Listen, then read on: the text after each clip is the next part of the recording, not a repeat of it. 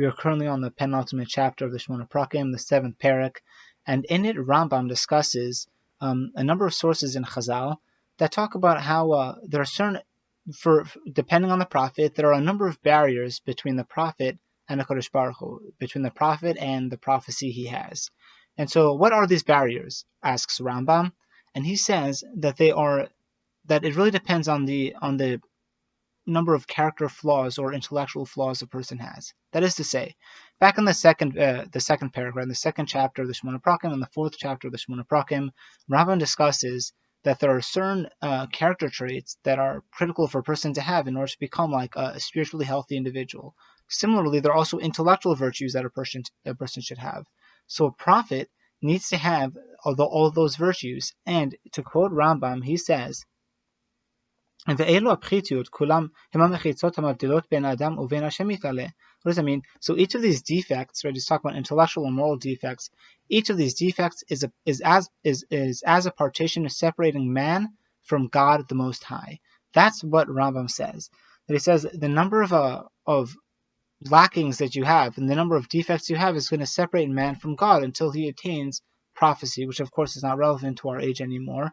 However, the obligation to correct ourselves is still present.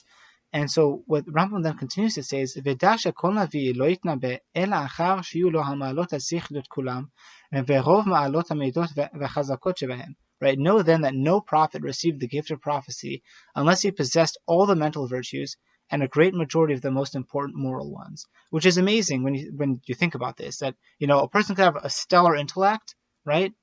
That's great, that's required, but for a person to completely perfect his character, that's just very difficult. You're not going to get to Nevuah until you're perfect. That means that almost nobody would ever become a Navi. You just need to do most of them. And then of course he quotes some Gemaras to prove it, and in fact he quotes one in particular that is worth mentioning that says like this. So Vehu Amram, right, he's quoting I think Nedarim and Shabbat. Ein hanevua shora ela chacham gibor ve'ashir. Right, prophecy will not dwell with someone other than someone who's a chacham, right, who's wise and who is strong and who is wealthy. Now those seem, a chacham we get, fine. He needs to be wise. We can understand that. But strong, what does being a gibor have anything to do with it? Why does he have to be an ashir? What, a poor person couldn't become a prophet? A poor person couldn't be an intellectual giant and a moral titan? What is this? So the way Rambam resolves this actually is beautiful. He says no. He quotes the Pirkei Avot, right, Perek 4, Mishnah 1, that Ezu gibor hakovesh yitzra. What's the kind of strength we're looking for? The strength to overcome a person's inclinations. Who's a wealthy person? A person who's satisfied with his life. So a person who has a status of contentment, right? A person who is able to subdue his own inclinations. That's the kind of character traits we're looking for in a prophet. And that's what that Gemara means when it says "Ena nevuah shora ela l'chacham gibor ve'ashir." That's what it means. But then moving on, he then goes on and starts to list. You might think. Rambam doesn't say this, but he's like, you might think that a prophet really needs to be perfect, but truth is it's not actually correct, because we have examples of many of our prophets in the past who actually did have certain character flaws, and he actually starts naming them. And the first person he mentions is Shlomo Melech. Now why? Because we know that he had many wives. He had 300 wives and 700 pilogshim.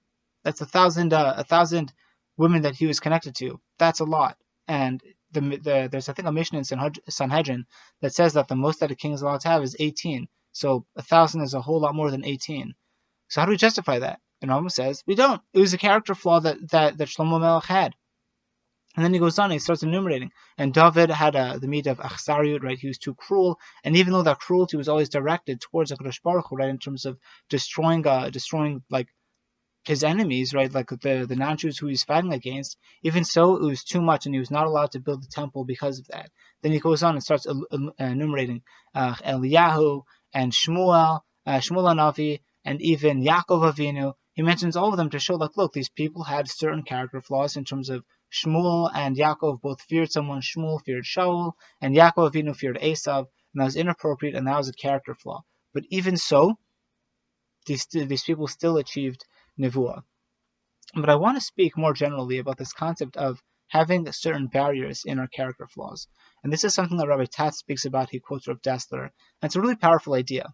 And what he says is that it is our job in as we progress in our avoda and coming close to Kadosh Baruch Hu, in order to kind of polish our lens, is the way Rabbi Tatz quotes Rav Dessler, to polish our lens in the way in the following way. When a person sees, say, a screen, right, or a glass door, the dirtier it is, two things happen. First, you are much more aware of the door, and second, you can kind of see your own reflection. Whereas the cleaner the door, the more spotless that door is, the higher the likelihood you are to kind of walk right through it, because you won't even realize that there's a door there, because it's completely see-through. And so Rav Dessler says that is actually our job throughout life. Our job is effectively to polish our lens, to try to remove as much of our own ego, to remove as much of our own character flaws, in order to allow other light to pour in.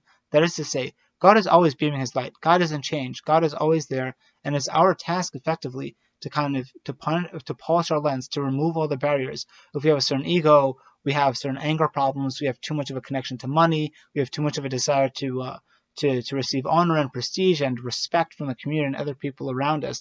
All these things get in the way of us connecting to God. God's always there. God's ready to come in. But the idea is we have to clean our own vessel, right, and polish that lens. And the smoother it is, right, the clearer it is, the more light that we'll actually be able to bring into ourselves. And that is a direct correlation to how much we're able to kind of smooth away any of that muck that's clouding our screen. And I'll leave the idea there. Shabbat Shalom. We'll see you next week.